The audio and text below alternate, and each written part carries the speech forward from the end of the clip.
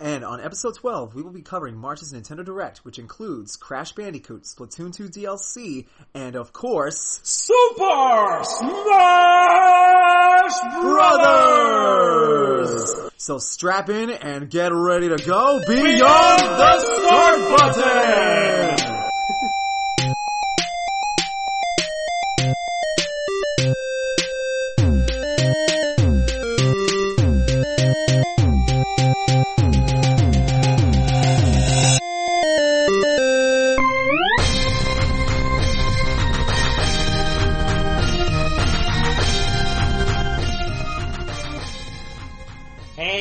Internet Arcaders, this is Joshua the Ubernerd, and we're here for another episode of the Beyond the Start Button podcast, the podcast where we talk about what we're passionate about every single month. It's a monthly podcast to be coming out.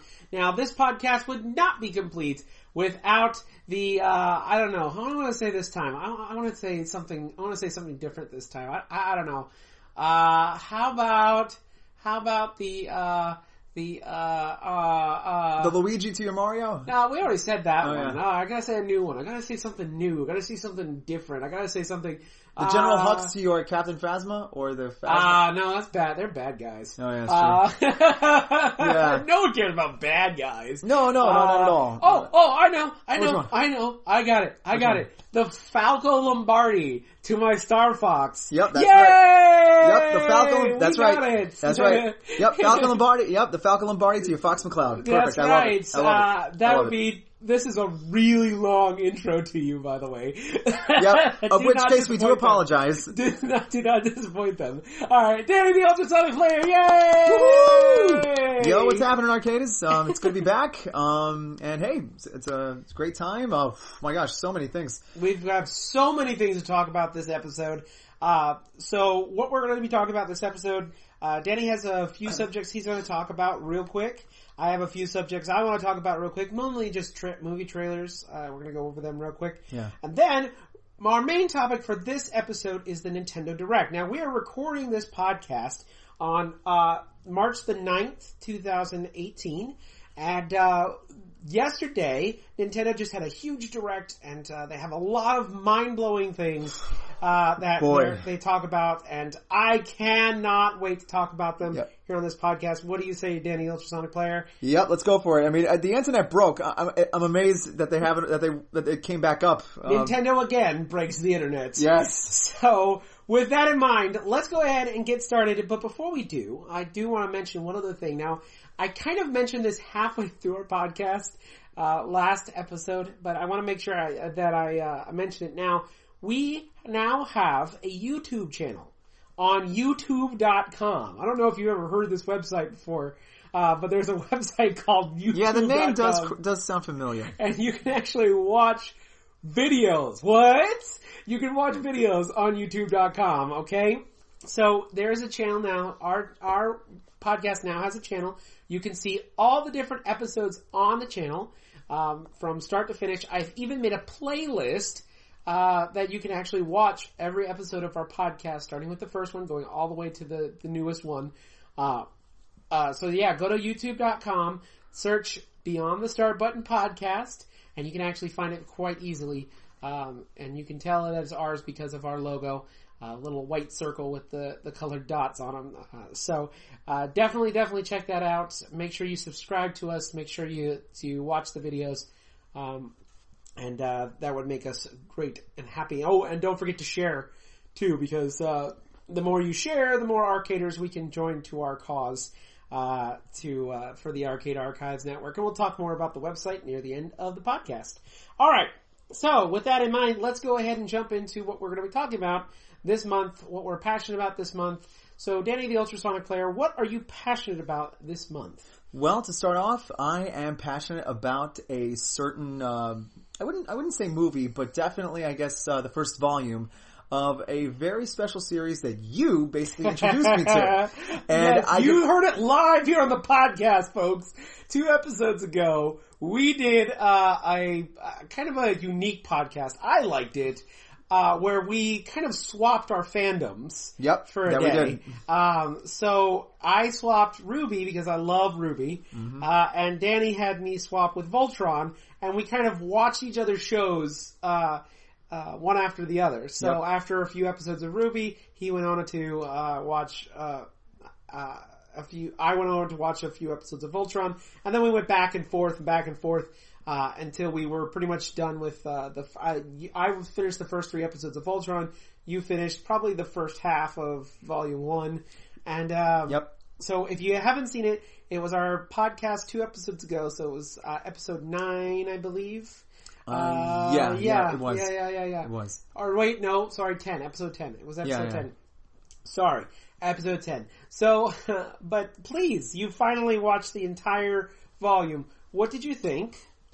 Wow. It's a great introduction to all the characters, and you definitely, and you actually get a sense of character development for a few of the supplementary characters, and not just your lead ones. So again, it's a great, jumping on point. Like I said, great introduction, and you really get a sense, okay, I'm on board. Now I want to see what happens to them now. Okay. Did you like the villains? Did you enjoy those villains? I did to some extent.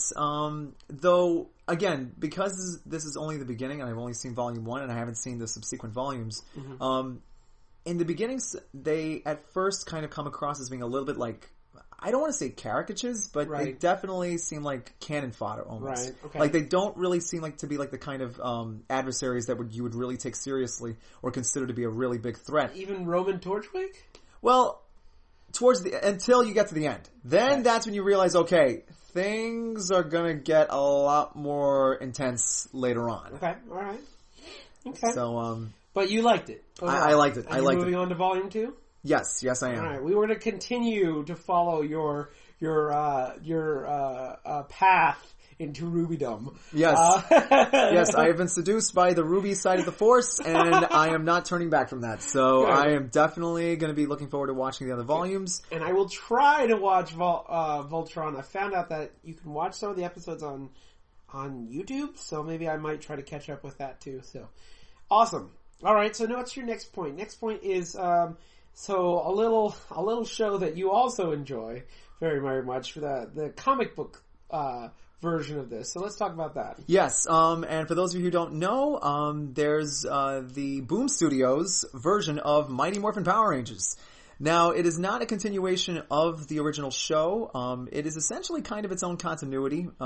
If I didn't already mention that in any of the previous episodes where we talked about it, but in all, it's been great. And again, as I've said before, the great thing about these comics is that it's taking the characters in more interesting directions. And even the original cast themselves, David Yost and Walter Jones especially, aka Billy and Zach, from the original show, they themselves, and practically everybody, including Jason Frank, Austin St. John, Amy Jo Johnson, they've all given their stamps of approval, and even they themselves are surprised by what they have read and seen in the comic. And the fact that they have Kyle Higgins, aka the guy who wrote Batman Beyond 2.0, and especially the Nightwing comics way back when, having him on board as the writer really, really helps.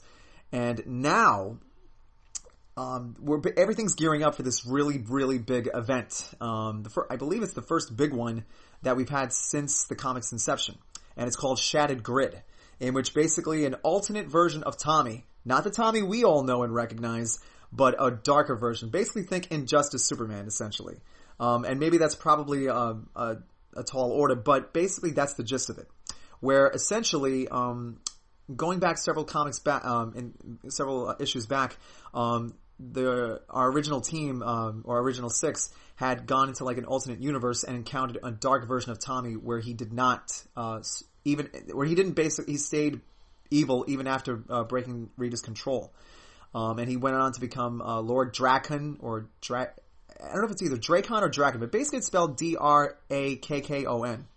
Okay. And essentially, his costume looks like a mixture of the green Mighty Morphin Power Rangers costume and the white Mighty Morphin Power Rangers costume. And so, even though great, I still have some catching up to do, but basically it looks as if though that this evil version of Tommy is basically just traveling around different alternate realities into different teams of Rangers, even the ones that we meet further along down the road, and he's basically going to try and wipe everybody out. And so it's one of those events that Now, granted, I mean, given that most of us have seen all kinds of DC and Marvel events, what makes this one special is that it's one that seems to be one done specifically with story, and it's not something that's just shoehorned in just for the sake of generating shock value.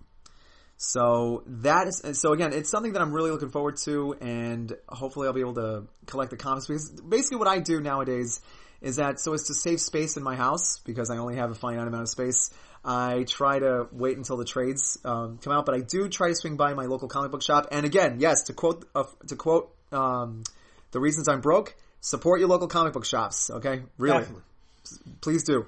So I'm definitely looking forward to that event, and hopefully it turns out good. Oh, awesome. So, but Very yeah. cool. So, but again, it's a great comic to be reading, and like I said, if you've ever wanted Power Rangers to have sophisticated storytelling, like we've seen in other superhero TV shows like Netflix and what have you, this is definitely the closest we're going to get. So, again, check it out. Very cool. Very cool. All right. Let's talk something a little bit more, a little bit more somber. Let's talk about something a little bit more somber. Yeah. So talk about your next point. Yeah, the next point, for those of you who don't already know, though I'm sure everybody knows, David Ogden Stiers, aka the one and only voice of Cogsworth from the original well, not original because there have been other interpretations, but from Disney's Beauty and the Beast back in 1991, he actually just recently passed away. And not just the voice of Cogsworth, but many, many different characters in animation throughout the 90s. And even before that, it turns out he had been really big. He had done other things too, many things on Broadway and film, and even in TV. And I believe he played. He had a role in the TV show MASH, or yes, yeah. So he did that. So he was well known in a lot of different in TV and film and in Broadway, of course. But I know him mostly for a lot of the voiceover work he did, and talk about prolific stuff. I mean, Cogsworth was only just one of many different characters he played. I mean, he also played Governor Ratcliffe and Thomas in Disney's Pocahontas. He was also Stitch's, I guess you could say, father or creator. I mean, take it what you will. In Lilo and Stitch, so he did that. So it is a shame to see him pass away. But still, you know, I mean, he had created so many indelible characters that will definitely be around long after him. I mean, it's going to be tough if they ever get who they're going to get for Cogsworth now, and who knows if he even who knows if for Kingdom Hearts 3 he did any voice tracks for that character or any other, you know, supplementary characters. But still, I mean, either way, you know, he will be missed, especially in animation, because again, he voiced a lot of characters that took up a large part of my childhood. But again, to David Ogden Stiers, rest in peace, buddy, and thank you so much for everything. All right, well, let's bring it up a little bit more for your next point. So that was a somber, but now let's do something a little bit more positive. So let's talk about Star Wars, the live-action series, and the announcement that just came out recently. Yes. It turns out that Jon Favreau, that's right, the guy who directed Iron Man, as well as played Happy Hogan in the MCU, he is now going to be heading up a Star Wars TV series. But it won't be animated. It'll actually be live-action. And that's the furthest thing as to what the summary is going to entail, like what is it going to be about, I don't know yet, but we will find out more information as time goes by. But yeah, I think it's really cool. I love Jon Favreau as a director. I think he's really, really good at kind of bringing a realism to he really does. extreme things. Now, honestly, I've only seen a very few of his movies, most notably being Iron Man and Iron Man 2. Yeah. And I really did enjoy both of those movies, even Iron Man 2, even though not a lot of people loved Iron Man 2.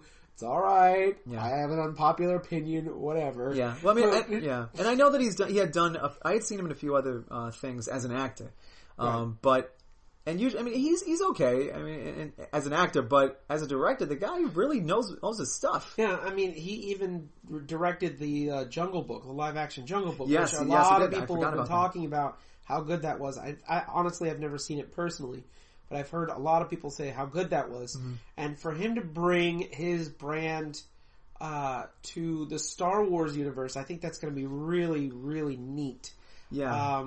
You know, I know that we're waiting on getting an announcement about the next Star Wars animated series. Yes. Because we know that another one's coming. Yes. They're teasing it. Yeah. And they might as well just tell us. Yeah. Yeah. They might as well just tell us. They're either, basically, the way I look at it, they're either going to tell us at the 11th hour when we're not expecting it, or they're probably going to wait until either any of these big conventions.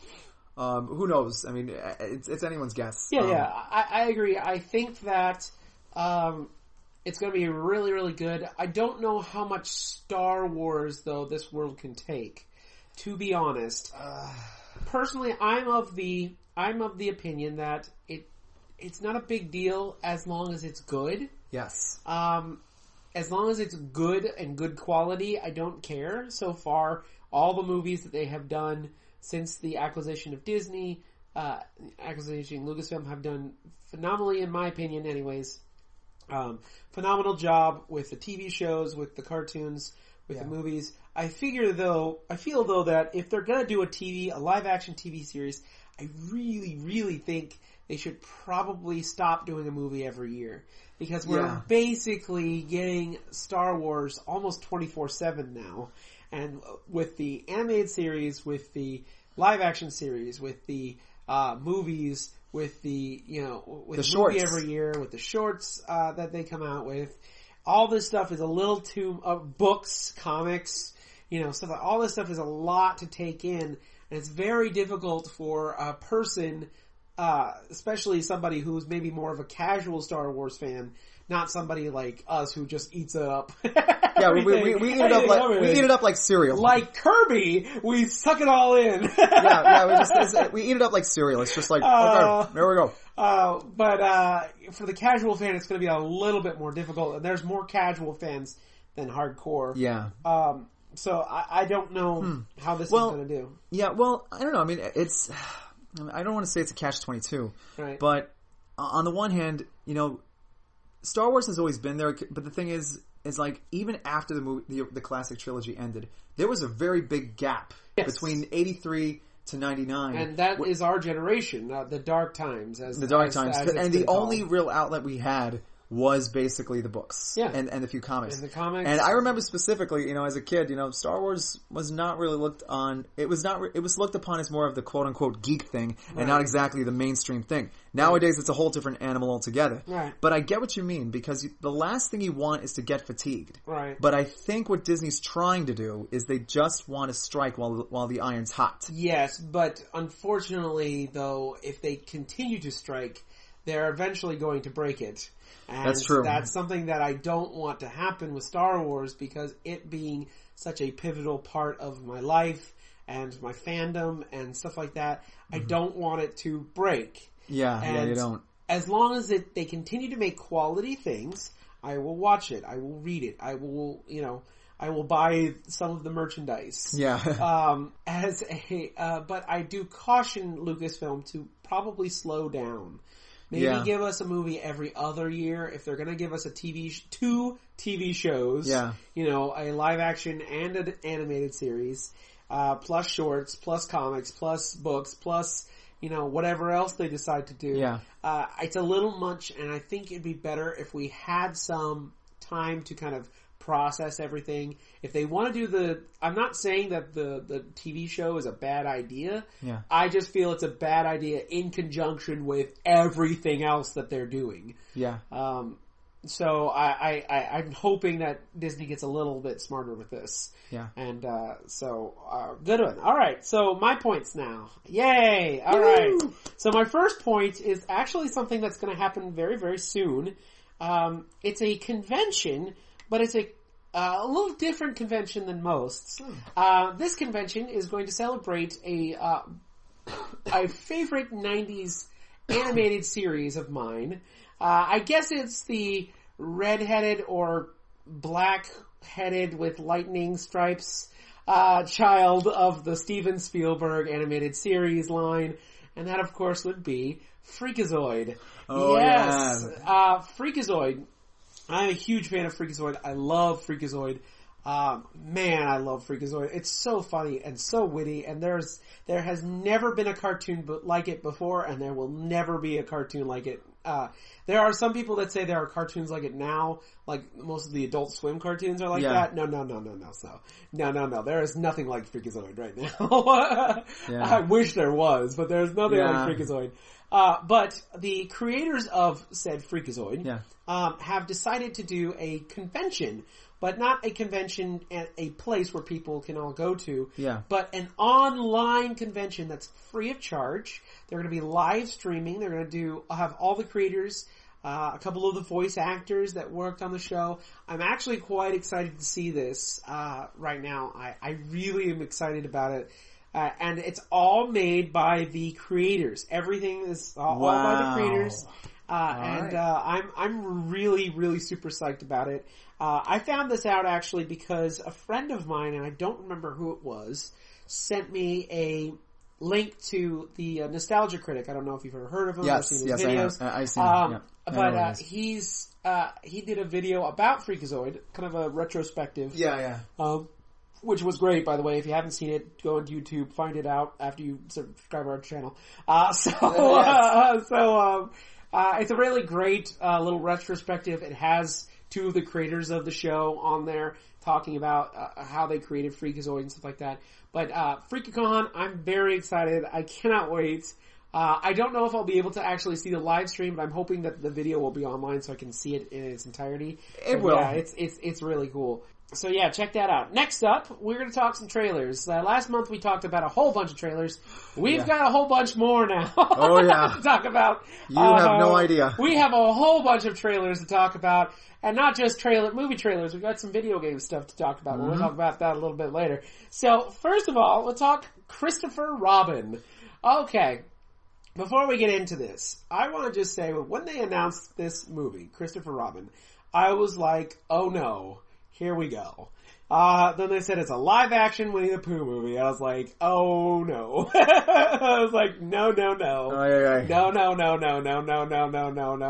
Yeah, because it's like some things just don't translate to live-action very well. Right. I just couldn't wrap my head around it. Then, a friend of mine put the trailer of the movie up on Facebook. I clicked it. I watched it.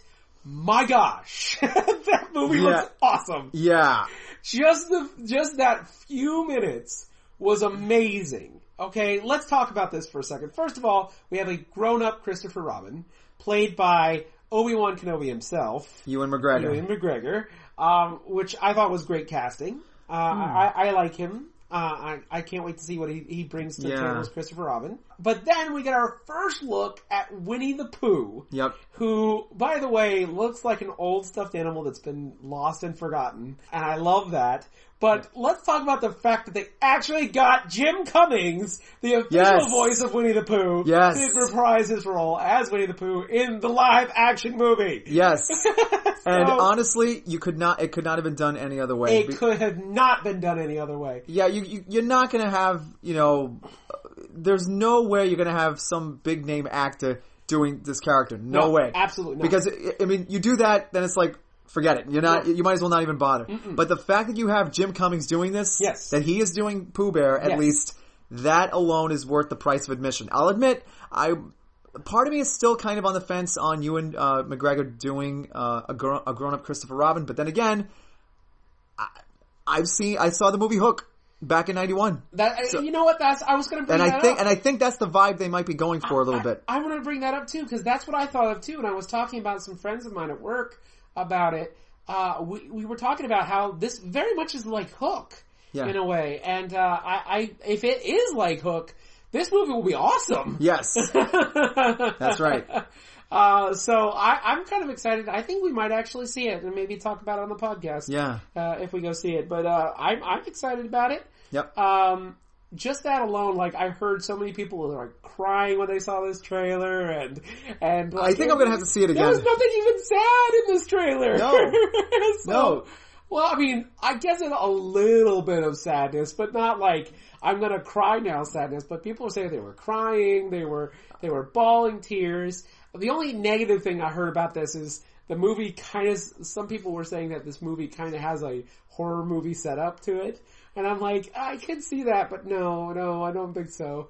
I don't really get that vibe. No, it's not a horror movie, but I'm just saying the setup, the way they set up the trailer feels like a horror movie, Yeah. But anyways, so yeah, Christopher Robin, very excited for that. Next up, is something that, we haven't really talked too much about. We did talk about Wreck-It Ralph, several podcasts ago. We were talking about the 10th anniversary, right? It was the 10th anniversary or something like that. Somewhere. It was an anniversary. We were talking about it. Yeah.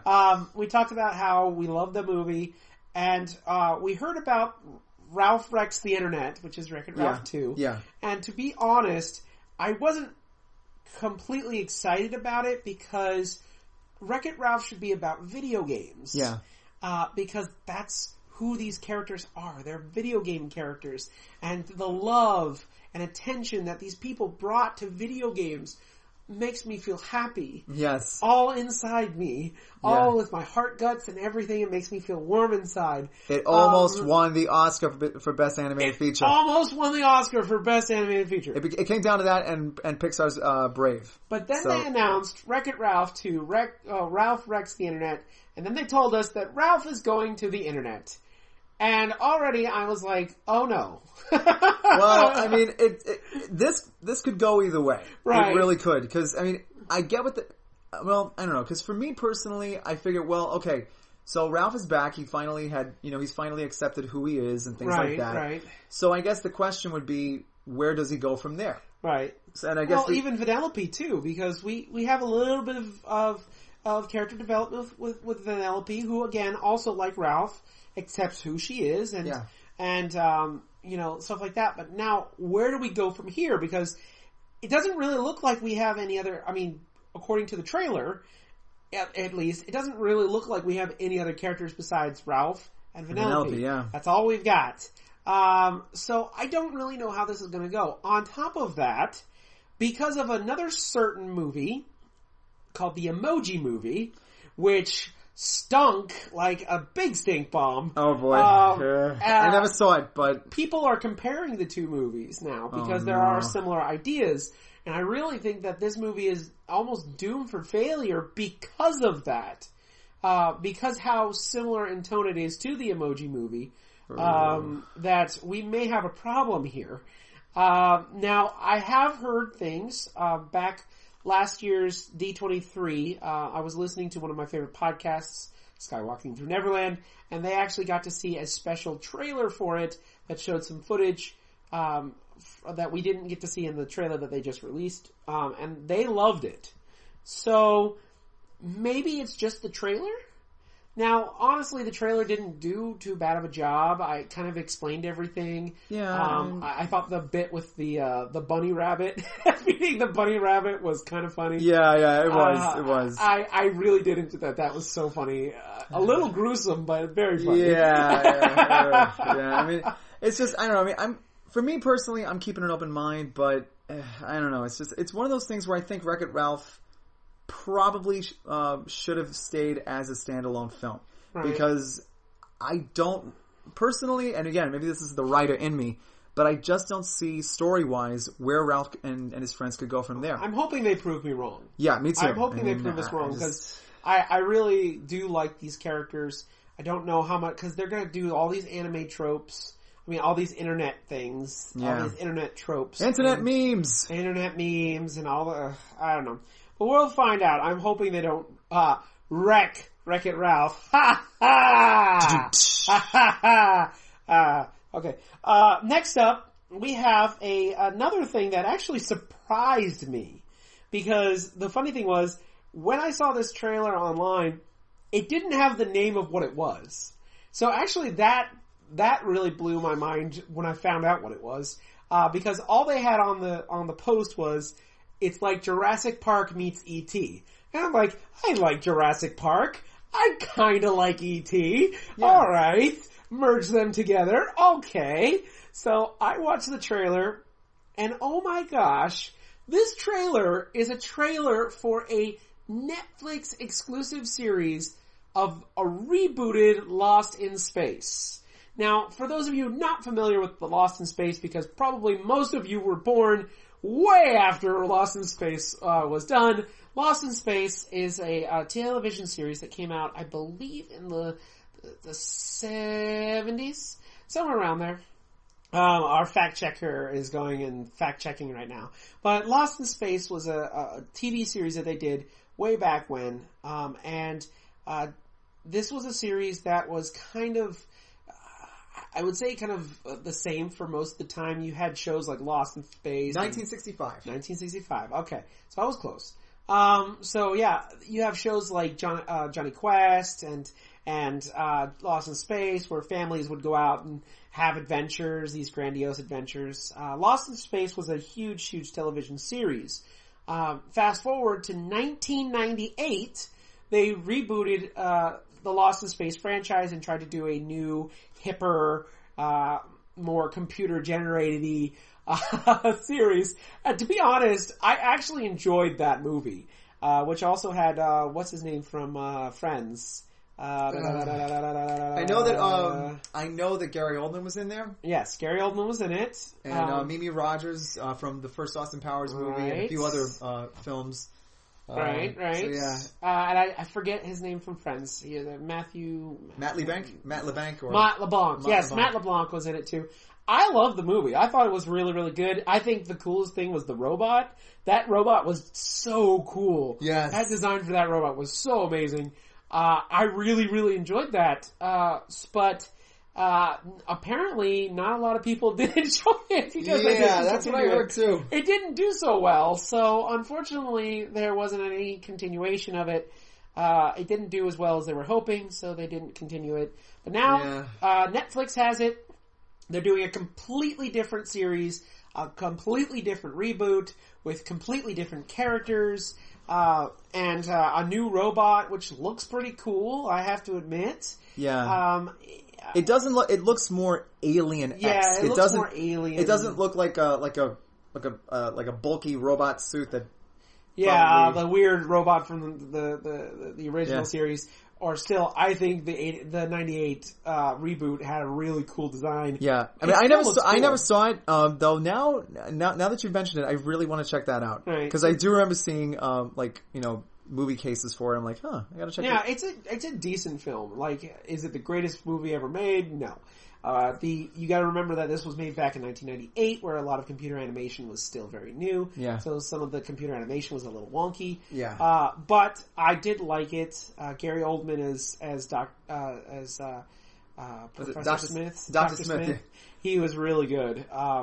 As that character, I really was he? enjoyed it. What did he sound as theatrical as the late Jonathan Harris? I wouldn't say as Shakespearean, but he did his take on it. Yeah, because the only reason I'm saying that is because the pain. The pain. The only thing, because the reason why I'm saying that is because I listened to Rob Paulson's podcast, Talking Tunes, and Rob Paulson mentions Jonathan Harris, who, as it turns out, was a cat from Brooklyn, but of course because he did a lot of theater, as Mark Hamill also pointed out, that they beat that accent out of him and replaced it with a very Shakespearean, yes, you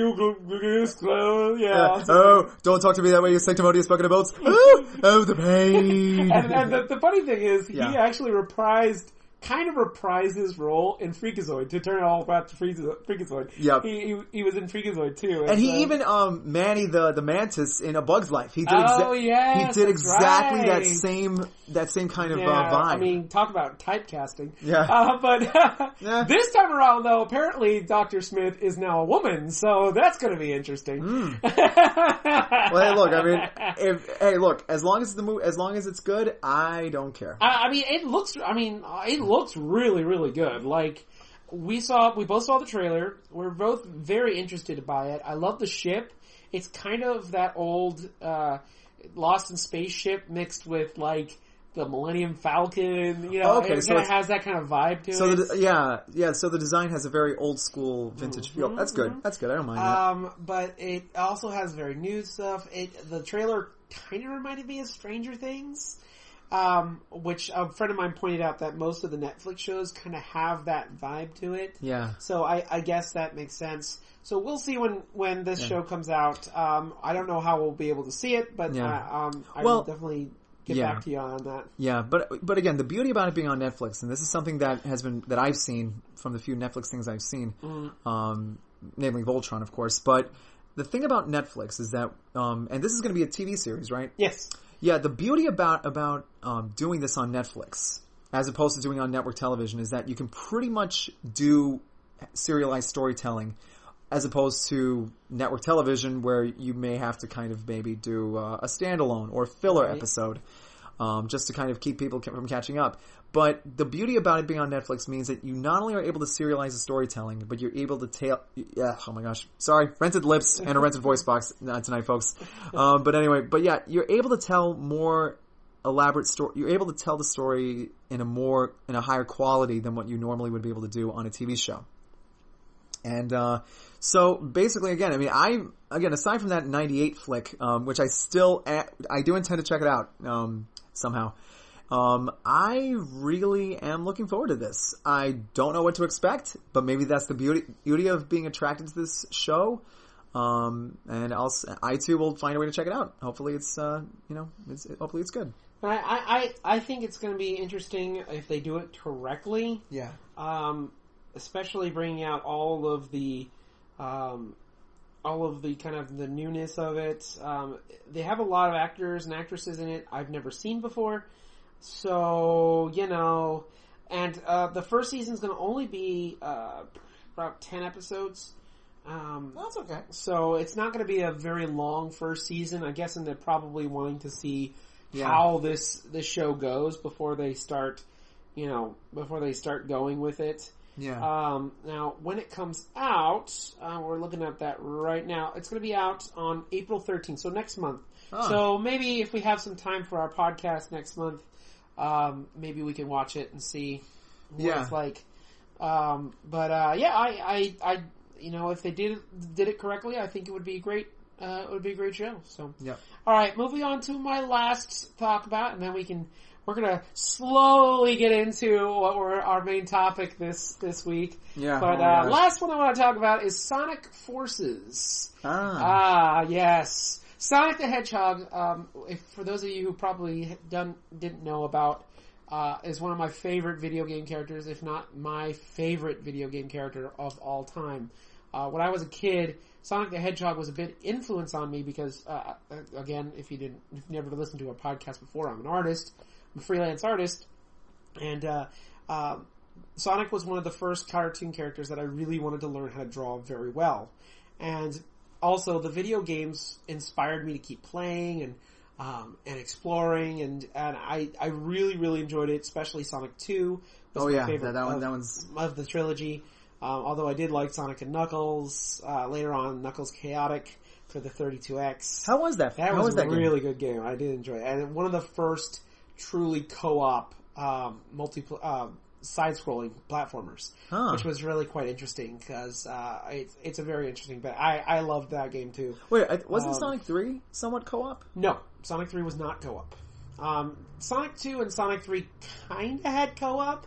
I call it the little brother mode because you could play Tails, and Tails doesn't really die, and he just runs around the screen. He just runs around, yeah. So they technically had co-op, but not really. Oh, okay, all right. So, anyways, but as Sonic got to the modern age, he started falling prey to 3D games, and of course, not being a platformer anymore, because that's how Sonic thrived, was platforming. Yeah. Unfortunately, after Sonic Adventure 2, they didn't really know where to go from there. And although Sonic Heroes was pretty cool. Sonic Heroes was okay. It wasn't the greatest. It was very buggy, but it was alright. Yeah, I think what they were trying to do is that I'm willing to bet that probably after Super Mario 64 came out, Sega looked at that and realized, okay, we need to do the same thing for our character. Right. And that's why Sonic Adventure 1 had a very Mario 64-esque type of vibe to it. Right, because that's at that time everyone thought that's what 3D platformers were going to be. Yeah. And Sonic Adventure was alright. Honestly, to be quite honest, I didn't like Sonic Adventure as much as most people do. Yeah, but that's what I liked about Sonic Adventure 2 was that Yes. it fixed a lot of that. And Right. what I really liked about That's it... why I like Sonic Adventure 2 much more. Yeah, and you probably noticed this too. It was the first GameCube game Right. that I ever got. Oh wow, yeah, I played it on Dreamcast. Yeah, exactly. Yeah, so you got it during the Twilight days. Yeah. But what really got my attention was, even now to this day, is that it was one of those. It was like you could almost say an almost near perfect Sonic platformer, because not only did you have the platforming action, but you also had a bit of a coherent storyline to go with it that really gave a sense of like, oh my gosh, because it's one of those things where the plot was done in such a way to where there was all these different storylines that all of a sudden started to come together at the very end. Merged, yeah. And here's the thing: the trailers for both the hero side, the dark side, I know, right? Yeah. And even especially the final trailer. That final trailer. You don't want to be listening to that thing if you're by yourself and you have all the lights out. We'll leave it at that, okay? Because that trailer, and again, you can even look it up on YouTube. But that final trailer for the final part of Sonic Adventure 2, it had a very, I don't want to say scary vibe, but it really had a sense of, there's a sense of finality. Right. And also, I forgot to even mention this, I also read the Sonic comics when I was a kid. Oh, yeah. I was actually a very faithful reader for Sonic comics for a very long time. In fact, I still own a lot of those Sonic comics, and including the Knuckles miniseries, which turned into an actual series for a while. Wow. But yeah, I was a huge fan. Yeah, I've been meaning to get those, because I have the archive novels. Kind of coming out with it, because Sonic is now not on Archie anymore. Now they've moved on to IDW. Okay. And but from what I heard, IDW is going to do like an omnibus with all the Archie. An omnibus? Oh boy. Whoa! Yes. Okay, fine. As long as they don't do what DC did with the Death of Superman. Oh my gosh. Because again, I'm sure you heard. Yeah. The Death of Superman omnibus, when that one came out, they cut a lot of important scenes out. Oh wow. So if they're going to do an omnibus, they need to include everything. Yeah. I don't care, even if it's little side stories, include everything. Yeah. As long as IDW does that, I am on board. And there's so many issues of Sonic the Hedgehog, it's not even funny. But and then you got the Knuckles miniseries, and then you've got the eventually they made a Sonic Universe series. Yeah, they even did a crossover between him and Mega Man. Mega Man, yeah, they did a whole bunch of stuff. But now they're going to IDW, but we're getting off the rails right now. Yeah, so, fast forward folks. a little bit. Sonic, there really wasn't any good Sonic games until Sonic Generations and Sonic Colors. Yes. Sonic Generations was an amazing game, and I loved it so much. Yeah, I've been meaning to play that game. It's really, really good. I love the 2D mixed with 3D platforming. Yep. You know, classic Sonic felt right. 2D Sonic felt, modern Sonic felt right. It was a great mashup. Yep. Really loved it. And then, of course, Sonic Colors took what they learned from Generations, or vice versa. I don't remember which one came out first, but Sonic Colors took that and took it a little step forward, and added the wisps and gave you a little power ups and stuff like that. I do enjoy that. Now, since then, I don't really think there's been a very good Sonic game, or at least a Sonic game that I enjoyed. I mean, we're not even going to talk about the two stinkers, Sonic 06 and Sonic Boom. Oh gosh. Let's not talk about that. The less said about those things, the better. You know, I do enjoy those games. Now, coming out with Sonic Forces, because we had two Sonic games come out at the same time. We had Sonic Mania, which was the classic one. We've talked about that. I love Sonic Mania. Sonic Mania is an amazing game. Great throwback to the original games. And then we had Sonic Forces. And now, a lot of people really hit Sonic Forces hard. A lot of critics, a lot of people online really hated on Sonic Mania a lot. I mean, Sonic Forces a lot. And I'm actually kind of sad about it, because I played the game, and it's a really good game. Now, is it the best Sonic game I've ever played? No, I still think Generations and Colors are probably the best Sonic game since the 3D era. But it is a decent platformer, and if they just tweak what they did in Sonic Forces a little bit, I really do believe that the Sonic games could be a lot better going up from now on. So for those of you who don't know, Sonic Forces is very much like Generations, where you get to play classic Sonic, you get to play modern Sonic, but you also get to customize your own avatar in the game. And the avatar, which a lot of people think actually was supposed to be the Sonic Boom Sonic, because you have the 3 generations of Sonic. Yeah. So they think that was actually supposed to be what the creative character was. But you get to create your own avatar. It's actually pretty cool. I like the avatar system. I didn't think I would. It's very simple. There's only specific things you can do, but you can actually create a character that does really cool stuff. You get a little weapon that you get to use. Wow. And there's different types of weapons that you can use that do different things. And you get wisps, just like in Sonic Colors, and the wisps give you different abilities and different powers to your gun, depending on the type of gun you have. You can really deck out your character and really create all kinds of different characters. I actually created a character from the Archie comics. I created a character called Bunny Rabbit. Oh, really? Yeah. So I created her completely. Nice. She looks. Not exactly like the actual character in the but as in close the as you comic, can get. but as close as I could get in that with all the options, and it looks pretty good. I'll have to show it to you later. But all right. But yeah, I enjoyed it. I thought it was really good. I know that's an unpopular opinion again. We're just filled with unpopular opinions here. Yep, exactly. But yeah, Sonic Forces was a decent game. It's a very short game. The campaign is very, very short. You can actually download an extra on top of that with Shadow, so you can play Shadow. Okay. But it's only like 3 levels Does Shadow use long. a gun? Yeah. No, Shadow does not use a gun. Good. You can also download it so you can play Super Sonic with both classic and modern Sonic, which is pretty cool. You get to wisp around like Super Sonic. Wow. And stuff like that. So I did enjoy it. I also know that one of my favorite YouTubers, The Completionist, is actually going to do a video this month about it. And he actually enjoyed it too. Actually, he was the one that actually inspired me to go play it, because I had heard so many bad things about it, and I'm kind of sick and tired of hearing bad things about Sonic games. Yeah. I just was like, well, I'll just forget it. But after he started talking about it and how, decent this game is, I got me curious, so I found a copy of it and played it, and I enjoyed it. It was a decent game. Was it the best Sonic game I ever played? No. But it was a decent game, and I felt like I didn't waste my money on it. So, okay. And also the other thing I liked about it was it had a more serious tone to it. It wasn't silly; it was more serious. Really? And it felt more like the comics as opposed to the actual video game. So I did enjoy that too.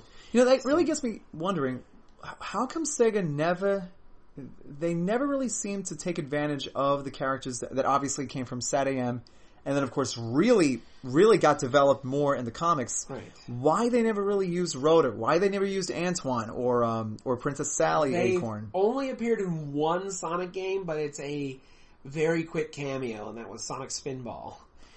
They make a very quick cameo in one of the bonus levels. I know which one you're talking about. As you can free them from these little capsules, and you see them fly off. Yeah, I know what you mean. But that was like the only thing that they ever did. I mean, it's a shame, because I really feel that they could have gone and. I mean, granted, not that they couldn't have introduced Amy, not that because obviously they did both in the games and even in the comics. Every single Sonic character that was ever thought of. Yeah. Or brought to light, or even a deleted character, was brought into the Archie comics. And a lot of the other characters came from SatAM.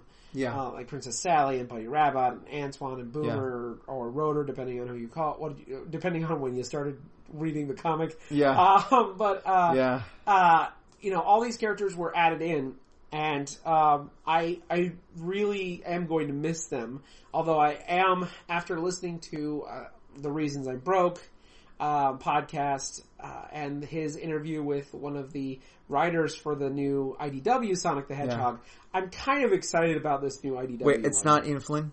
It's, I forget his name, and I will look it up real quick as you continue to talk about Sonic the Hedgehog. Yeah, because, I don't know, the reason why I'm saying is because for the longest time, Ian Flynn had been the real, like, or at least from a writing standpoint, he was one of the driving forces behind the comics for the longest time. And he seemed, pretty entrenched, or I guess you could say really well suited for it. But, it's IDW. If they wanted to go in a different direction, then I guess it is Ian Flynn. It is Ian Flynn. Oh, okay, good. All right, good.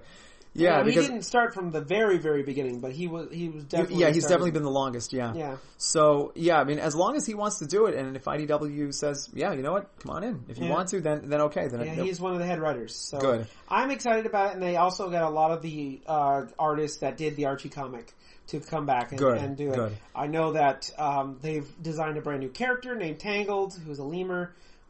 She's a brand new character. I kind of like her design. Yeah. A lot of people online liked her design. So, good. yeah.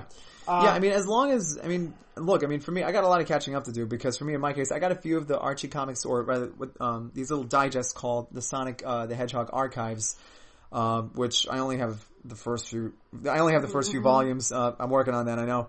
But again, it's just, it's going to be interesting to see how it builds. But you know what, if IDW is going to do an omnibus of everything, and as long as they don't cut things out, then I will definitely be on board. But the good thing is, this new Sonic one that's going to be on IDW is completely new. It's a completely new reboot, so you can jump into this. Okay, so it's sort of like a different continuity. Yes, completely new continuity. Okay. Apparently, it's going to be closer to the actual games than what Archie Comics did, because the Archie had its own universe that had little bits and pieces of the games in it.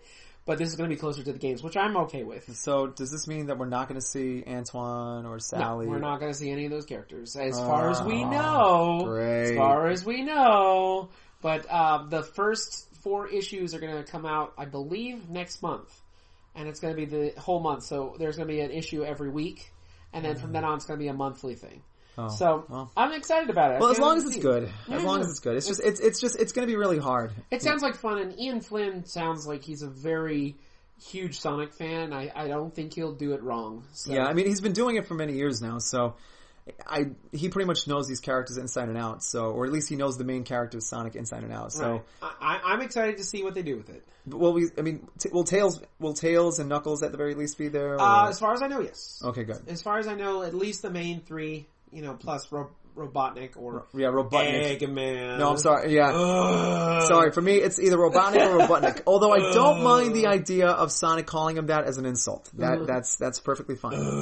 But yeah, Robotnik or Robotnik, in my opinion. Yes, it's Robotnik. Oh gosh. All right. So now we're going on from Sonic to Nintendo. Yay! Woo! So as I said earlier, as of the recording of this podcast yesterday, Nintendo just released a Nintendo Direct. Now, when I first heard about this Nintendo Direct, I didn't really think that they would really announce anything too major, because E3 is coming up in a few months. I didn't really think they would really talk about anything major in this one. Boy, was I wrong! We all were. Wrong. We all were. So wrong. But they have a lot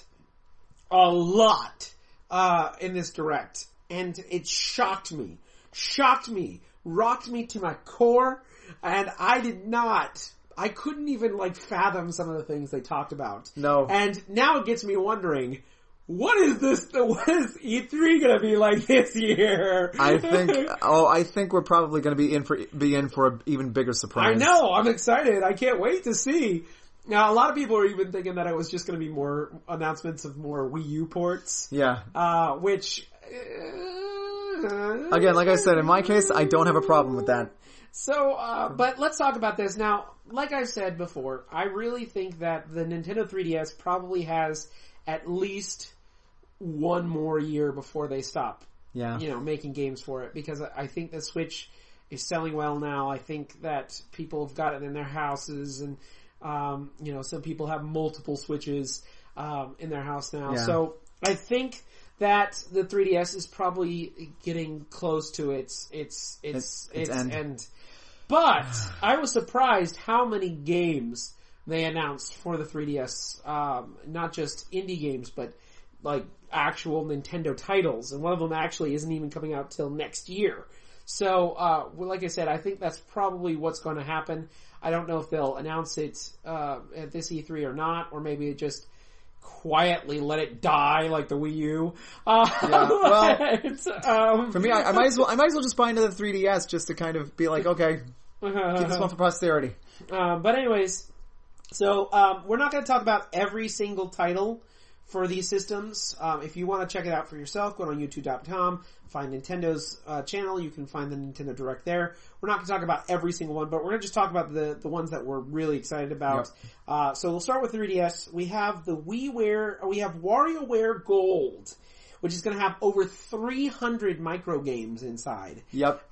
Brand new game, WarioWare game. We haven't seen a WarioWare game since the Wii U with Game & Wario, which, by the way, I really like Game & Wario. I thought that was really fun.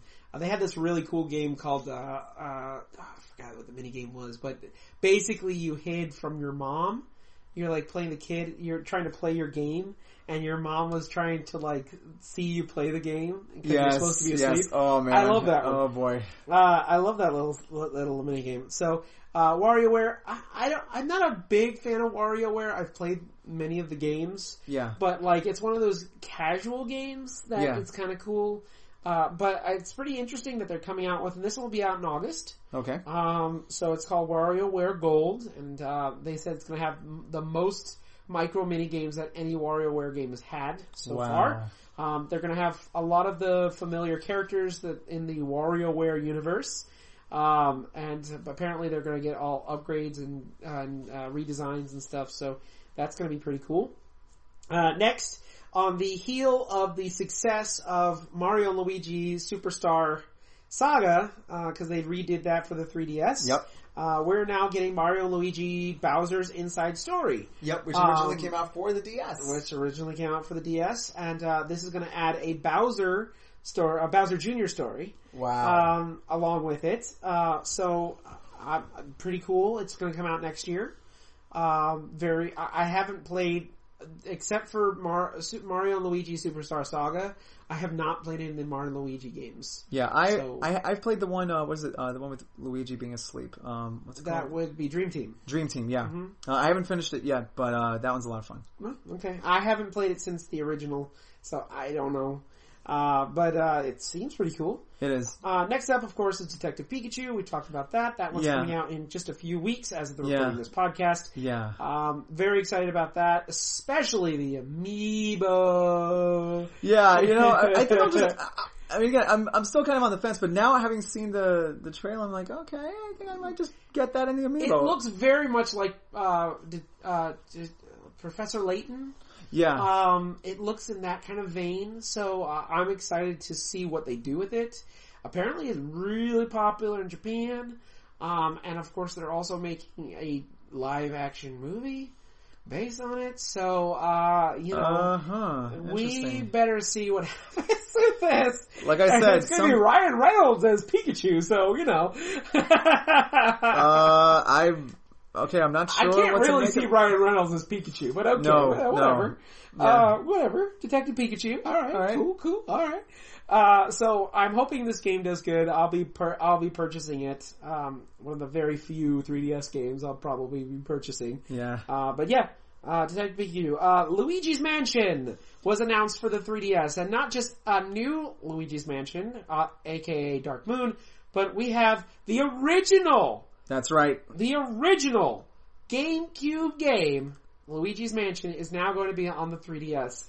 I'm really kind of excited for this, because I had never actually, except for a while back when we had the show The Gamesters on our website, thearcadearchives.com, I played a little bit of the first couple minutes of Luigi's Mansion. Yeah. I played Dark Moon. I loved Dark Moon. Yeah, that game was amazing. But I've always wanted to play the original.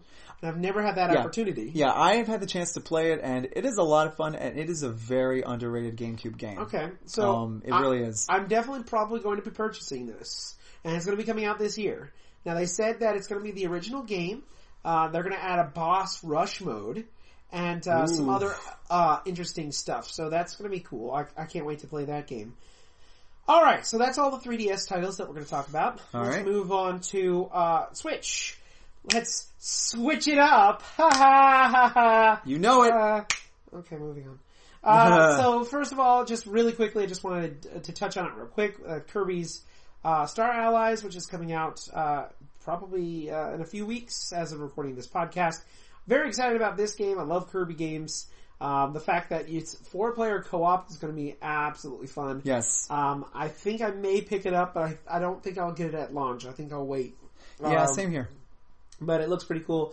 And it looks like you can even use the amiibos to unlock some of the Kirby characters in the game as well. So King Dedede, Meta Knight, Bandana Waddle Dee, because it's a big difference because he has a bandana. Yeah. So, I don't know. He thinks he's a Ninja Turtle. I don't know. But anyways, that's going to be coming out here in a few weeks. I'm very excited. I love Kirby games. Yeah. So I had heard, according to the GameStop employee, that that these new games are kind of going back to the original feel of, like when Kirby's Dream Land came out for the Game Boy, or Kirby's Adventure for the NES. I think it's going to take a little bit more of a page from Kirby's All-Star, which came out for the Super Nintendo. I loved Kirby's All-Star. That game was amazing. But one of the coolest things about Kirby's All-Star is you could turn villains, you could either absorb their power, or you can turn them into allies. Oh, wow. And so that's what this game is going to be all about, is you can turn characters into allies now. So, wow. That's going to be pretty cool. So I'm excited to play that. Then we got Okami HD.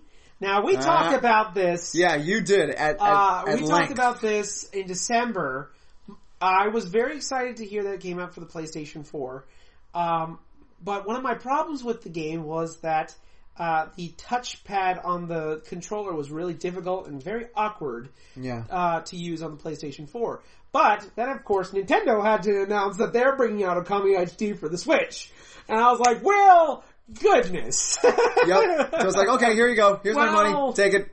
Well, I don't think I'm actually going to buy it because I've already bought the PlayStation 4 version, and it's the exact same game. There's really no difference. The only difference between the Switch version and the PlayStation 4 version is that you'll be able to use the touchscreen on the Switch to actually do some of the paintbrush techniques. Yep. So when you play it on regular console mode, you can actually use the touchscreen as opposed to using the weird controller. Yeah. Or if you're playing with the Joy-Con, you can actually use the Joy-Con as like you were able to use the Wiimote in the original Wii game.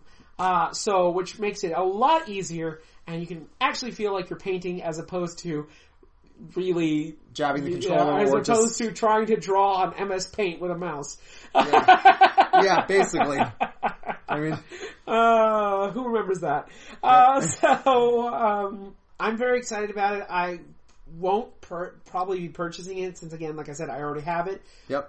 But it's also an eShop game, and I don't really like to buy too many eShop stuff unless it's a game that I can't buy physically. Yeah, that's how I feel too. So if I can't buy it physically, I don't want it necessarily. Yeah. Which is why I've waited so long for Shantae to come out on the Switch. Yeah. But I'm actually kind of like, I don't want to buy any more games for the PlayStation 4 because I'm sure Nintendo's going to announce that they're getting it on their system, Dan. Yeah, and speaking of which, that sounds like a very good transition because speaking of which, would you like me to take this one or do you want me to? Go ahead. Well, as I'm sure people who had seen Nintendo Direct already know by now, but you know what, I'm just going to go ahead and say it.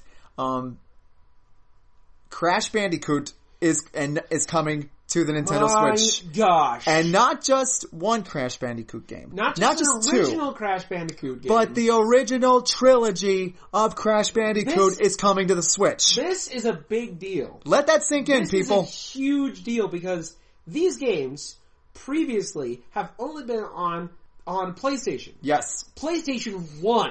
Yes. Okay? This was Nintendo's competition. Yep. Okay? For a long time. And now they're coming on the Nintendo system. all 3 games on the Switch. I'm excited. I will be purchasing it. Yes. Because... At this point, all we would need to hear is an announcement of Kingdom Hearts coming to the Switch. I'm like, okay, I'm done. Yeah, I'm done. I mean, I'm done. That, they just need to announce that. Just announce it. Just do it, Nintendo. Do it. Yeah, do it. Do it. Because all it would take is something like that. And the internet would break again, and all of a sudden people would just be like... It just blows my mind. People would be throwing money at the TV, or at their laptops. This is like, the same feeling I got when Sonic came on the GameCube. Yes. Like, it blew my mind. I would never see a Sonic game on a Nintendo system. Yeah. But here it is. Yeah, here it is. Again, never... Sonic and Smash Brothers. Here it is. Never say never. I mean, never say never. And now we have Crash Bandicoot, a PlayStation 1 mascot, now on the Nintendo Switch. This is just, I can't even believe it. It blows my mind. But what's next? Yeah. Jak and Daxter? Ratchet Clank? No, okay, those are first party games to be sure. But again, as we know, the future is not set in stone. I mean, seriously. But look, not only that, but let's not forget, Sony had said for many years that Spidey would never be in the Marvel Cinematic Universe, or particularly Avi Arad. And what happened in February of 2014? What happened? He That's jumped right. into the MCU. But Crash Bandicoot, man, awesome! I'm so excited. All right, let's move on. I just want to quickly touch on this because, to be honest, I'm not really excited about this game. I've never really been excited about this series. A lot of people do like it, so we'll just talk about it real quick. Mario Tennis Aces. It looks really cool. It looks like they're trying to make it more of a competitive game. I love that they made it a little more complicated, but you don't have to play it that way. Yeah. You can play it just simply. Yeah. They have a story mode now that you can play through and all this stuff. It's really interesting. Yeah. Well, the Mario sports games, I mean, the very nature of them and having the Mario characters in there pretty much makes it more accessible to people who might not be so keen on playing the EA sports games because, with the EA sports games, as people who've played them, those, I mean, I don't know. I mean, I guess with the Mario games, those are more accessible and you don't have to take them too seriously if you don't want to. Right. Now again, for me, the only Mario sports game that I've had is basically Mario Strikers, and I have Mario Strikers Charged. And again, because I used to play soccer back in the day. So I used to play that, and I used to play because I remember when it came out for the Wii, was really cool. And then I also liked Mario Hoops 3-on-3. Yeah. So but the beauty of those games really made me love the game, and even my dad, who again is not the biggest Mario game, he did play Dr. Mario back in the day, but again, he was like, "Whoa, wait, Mario playing soccer?" That got his attention. So right. Yeah, and it was actually a fun game. It really was a Strikers game. So yeah, so but who knows? Maybe we might see another one. I don't know. Here's the thing. The Mario characters in the sports games work. Even the Mario and Sonic games, which are still going strong.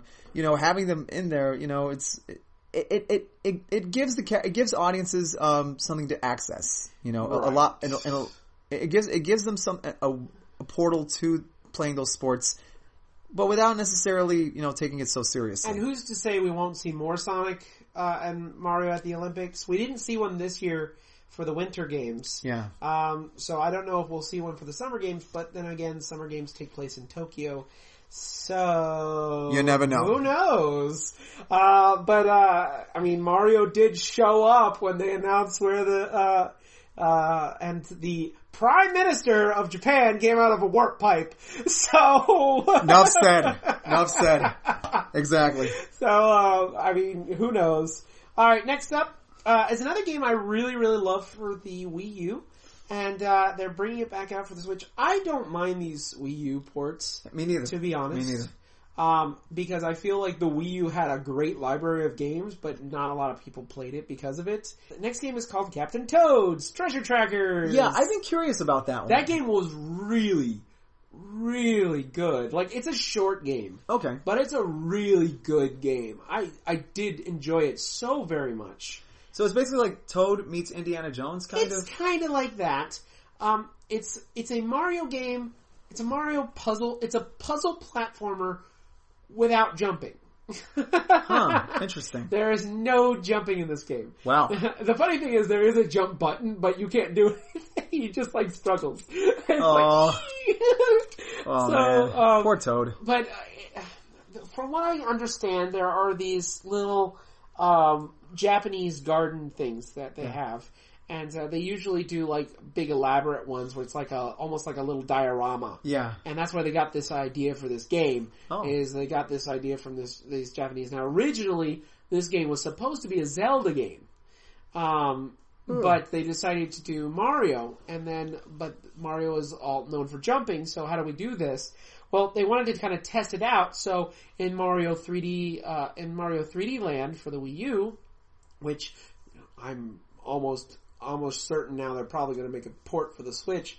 Yeah, I wouldn't doubt it. They added these little Captain Toad Treasure Tracker levels in that game, and those levels were so popular, people loved them, that they decided to make an entire game based off of those levels, and it was really, really cool.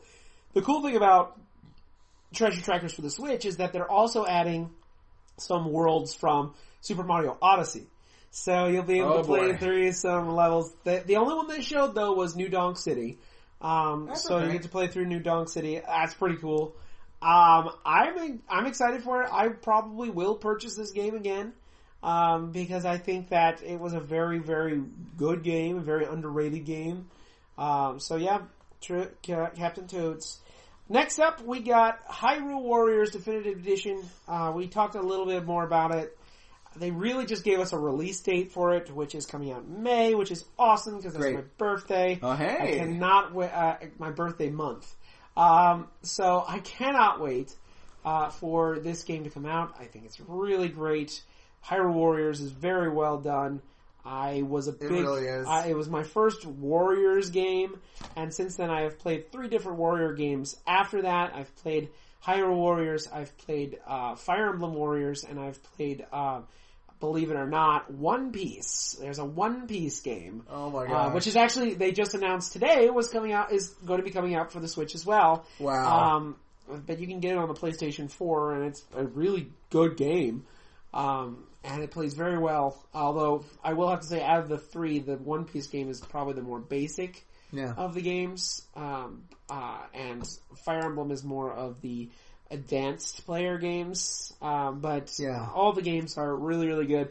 Although I do miss Hyrule Warriors. I really do love the game, and that's only because it has a Zelda skin to it. Yeah, so. I mean, I've played Hyrule Warriors, and thanks to you, I also have now played Fire Emblem Warriors. Mm-hmm. And I gotta say, as cool as Fire Emblem Warriors is, there's just something about Hyrule Warriors that it just fits. It just works. Well, I said this before, I think on the podcast before, I feel Fire Emblem actually fits more of the Warriors gameplay better. Yeah. Because it's more strategic. Right. You know, all that stuff. With Hyrule Warriors, it's just basically a button masher. That's true. You have to kind of think a little bit more. That's why I say that Fire Emblem Warriors is a little bit more of an advanced game. Like for advanced players who really love the series, because you got to think about type weaknesses and you have the different characters with their different weapons.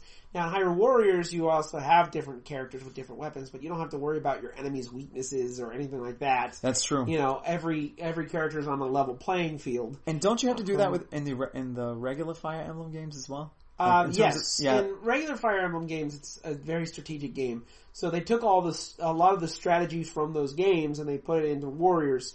And some of it fits, some of it doesn't. I mean, the weapons triangle, to be honest, is not all as important as in the regular Fire Emblem games, because the regular Fire Emblem games it's very chess. It's very setting up your forces and they can only move specific spaces. Blah blah blah blah blah blah blah. This one, the weapons triangle is not all really that important because your characters are so OP that it doesn't really matter. Great. So, unless you're going against a commander or something like that. Yeah, and some of those commanders are really tough as nails. Yes. As I've found out, those things really take a pounding before you take them down. But that will be out on May 18th. All right, next up, we have a big announcement that I did not see coming. I didn't And that, either. of course, would be Splatoon 2's DLC. Now, this is the first Splatoon DLC that you have to pay for. And the reason you have to pay for it is because, and they kept reminding us about it, is that it's going to be a massive update to Splatoon 2. Because it's adding in a whole new single-player campaign. Wow. It's a whole new campaign. This time around, you get to play Octoling, which is the first time in the series you get to do that. Aren't those the guys you go up against in the single-player That's campaign? the guys you go up against in the single-player campaign. So you get to actually play Octoling for the first time, and it's going to have a really interesting story mode from what I've seen. The trailer was really kind of neat. So you get to meet Agent 8, who is the character you get to play in the single-player campaign. Okay. Agent 8, she wakes up in a subway and with no memories, and you have to find out what happened to her.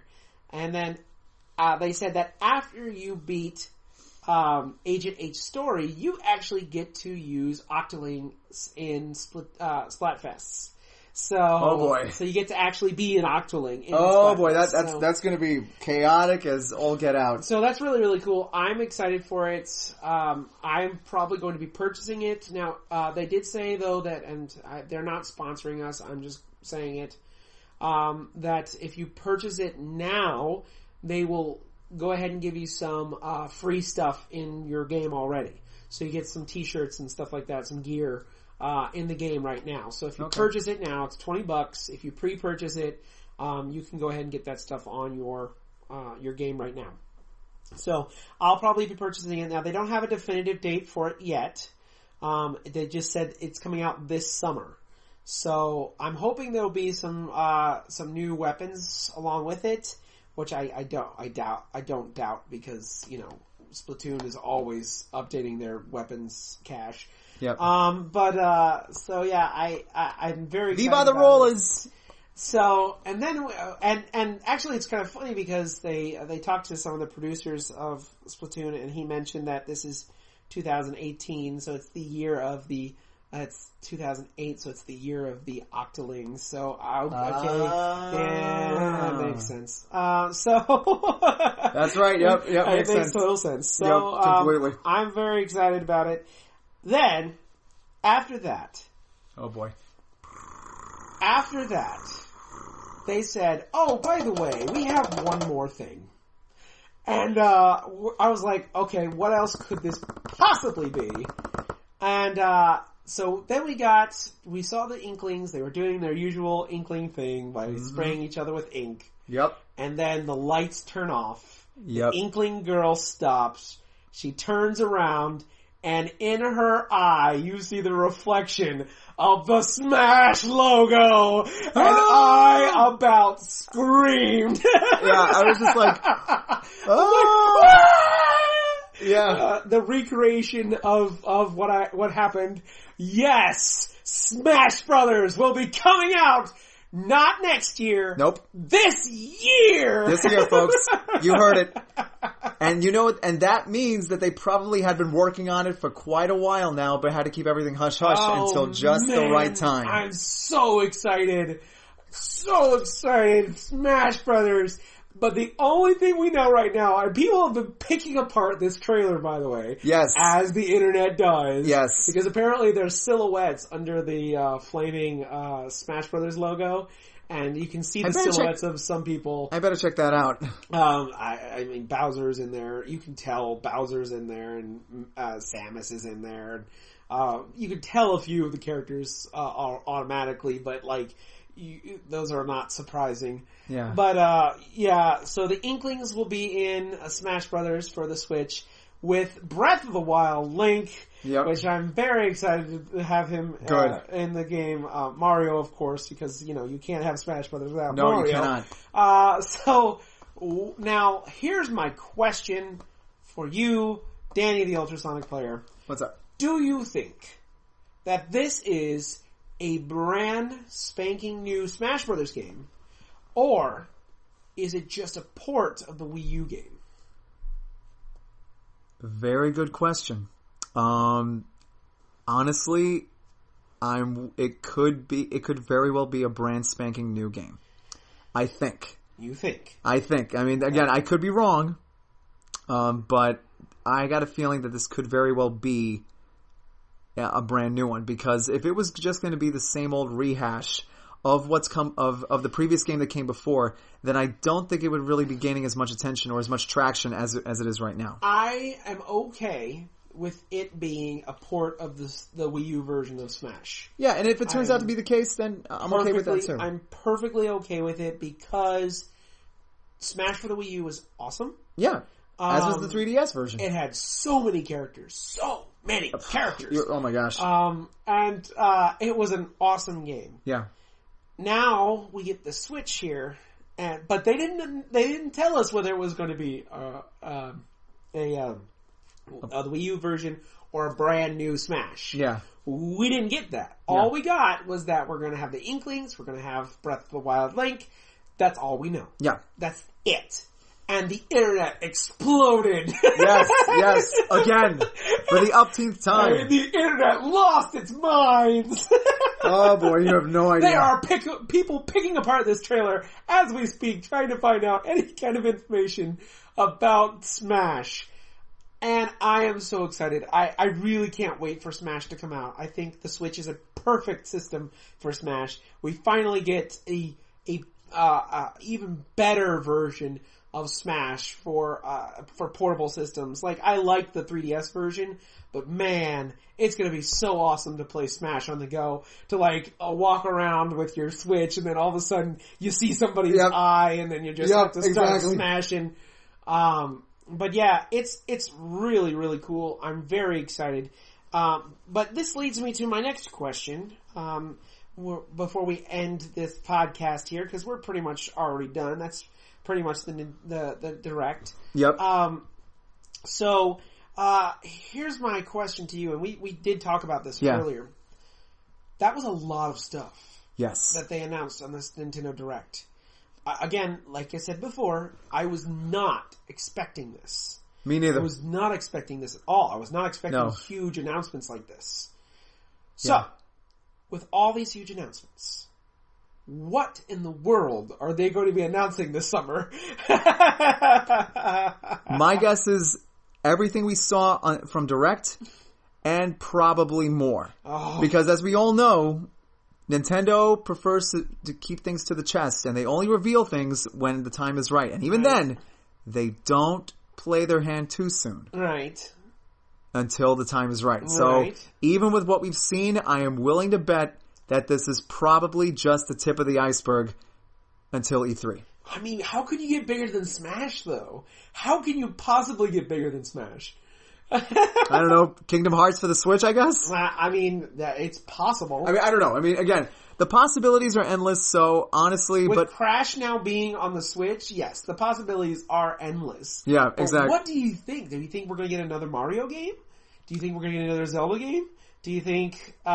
At this point, they could do a Mario Sonic action platformer game. At this point, and I'd be perfectly fine with it. I mean, obviously, we already know that Metroid 4. They announced that last year. Okay. We have not heard anything about it. Metroid Prime 4. We've not heard anything about it since.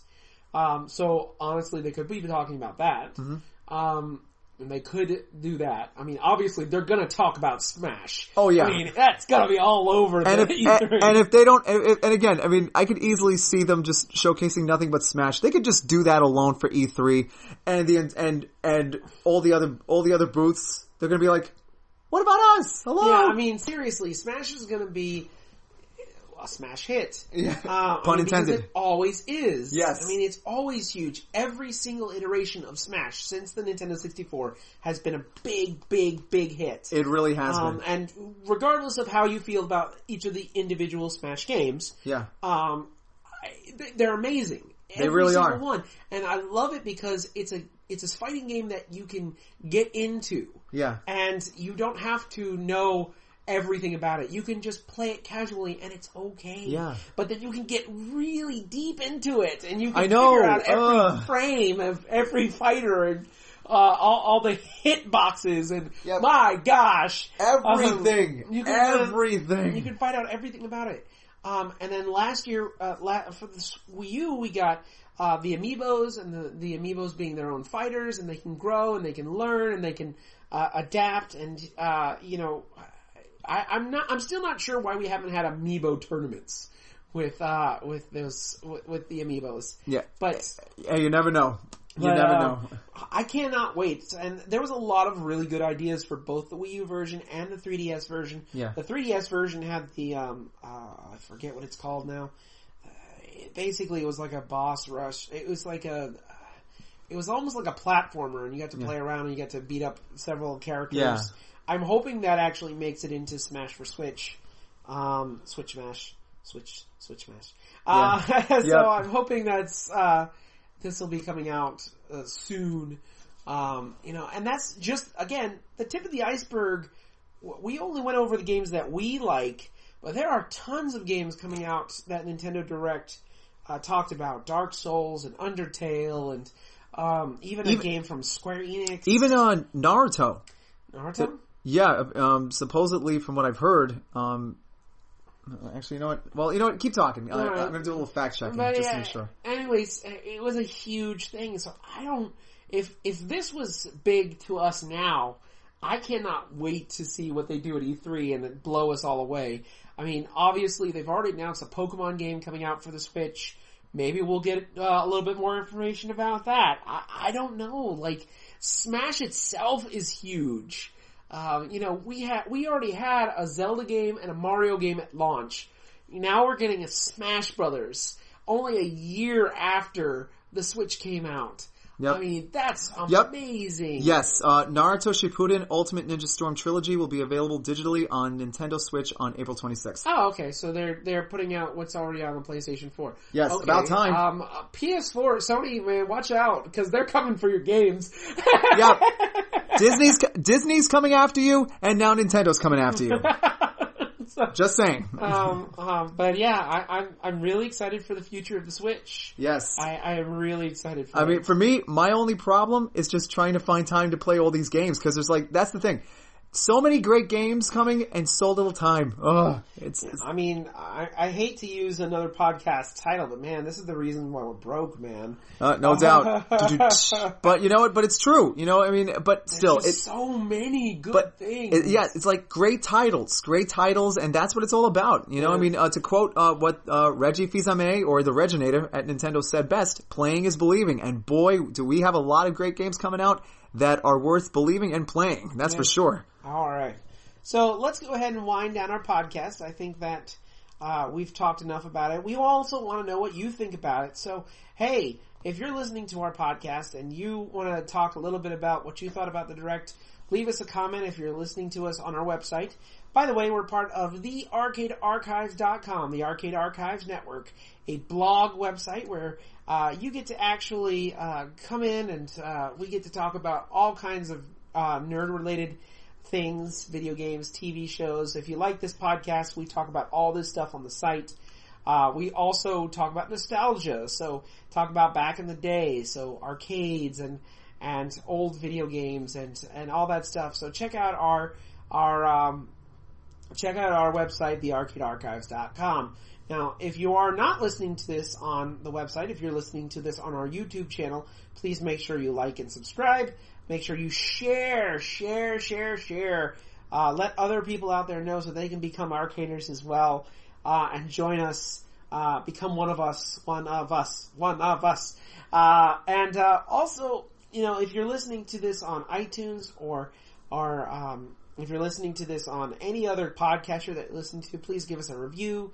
5-star review would be great, but you give us what you would think, so we can improve if you think we need to improve on our podcasts. We also would like to hear from you guys, so please make sure that you comment if you're listening to this on YouTube. If you're listening to this on our podcast website, please make sure you comment below with your comments.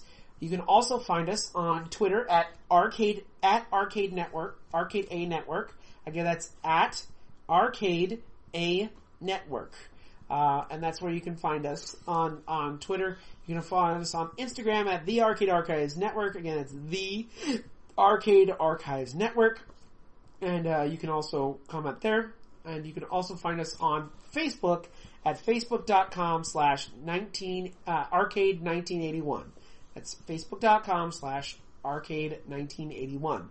Now, if you want to talk to us directly, the host of this show, you can talk to me on my Instagram or my Twitter accounts, and that is Ubernerd527. It's UBERNERD 527 on both Twitter and Instagram. Now, of course, Danny the Ultrasonic Player, go ahead and tell them where they can find you. All right. Well, you can find me also on Twitter under the handle at UltraSNCPLYR9. And, of course, I'm on Instagram as well under the pen name Ultrasonic9. And, of course, I'm also on fanfiction.net under the pen name Ultrasonic. So you can catch me on there as well. And of course, I write articles for the website as well, and I actually just recently put one up on my thoughts on the score of Transformers the movie, the 1986 one. And so stay tuned because we got more stuff coming down the pike. So just check us out. Yeah. So thank you guys so much for listening to our podcast. And so, Danny, why don't you go ahead and take us out tonight? All right, but actually, just before I do, there's actually something that I'd like to ask all the arcaders out there. Now, I know we still have some time before Avengers Infinity War comes out, but something we would like to do is what I would like to hear directly from you guys is what is your list of all your favorite MCU films, or specifically all the MCU films, but ranked from your most favorite to your least favorite. Tell us what your list or your list of how you would rank the MCU films, just from you. Write them down and send them to us either via email or even via Instagram if you follow us on Instagram, and we will read them to you when we do our coverage of the Avengers Infinity War. And what for, how it will be, we don't know, but we do intend on giving you guys a shout out. So again, all you have to do is just give us a list of how you would rank your personal favorite MCU films, beginning from your top favorites to your least favorites. Send them to us, and we will give you guys a shout-out. Cool. And, of course, to close it all out, keep playing like it's 1981, everybody. So good luck. So have fun, and we will see you next time. Good night, everyone. Hey Arcaders, it's Ray Gunn here, founder of the Arcade Archives Network. Thank you so much for listening to our Beyond the Start Button podcast. If you like this and you'd like to see or hear more, please head over to our website, thearcadearchives.com, where we have reviews, articles, and webcomics dedicated to both nerd culture and nostalgia. If you like this podcast and you'd like to support it, there are several things you can do. If you're listening to us on your favorite podcatcher like iTunes, Google Play, or etc., please review us. Reviews help others find us and find our podcast. If you're listening on the site or you're listening to us on the Beyond the Start Button YouTube channel, please don't forget to like and comment below to interact with us. But regardless of why you're listening to us, please make sure to share this podcast with your friends on your favorite social media platform. We work very hard every month to give you this great show. We want to share it with everyone out there. So thanks again for listening. And keep playing like it's 1981. I'll talk at you later. Bye now.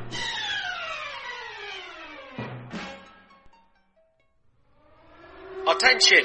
Attention! The rebellion has begun. Repeat, the rebellion has begun. This is a Rebellion production and is part of the Arcade Archives Network. That is all.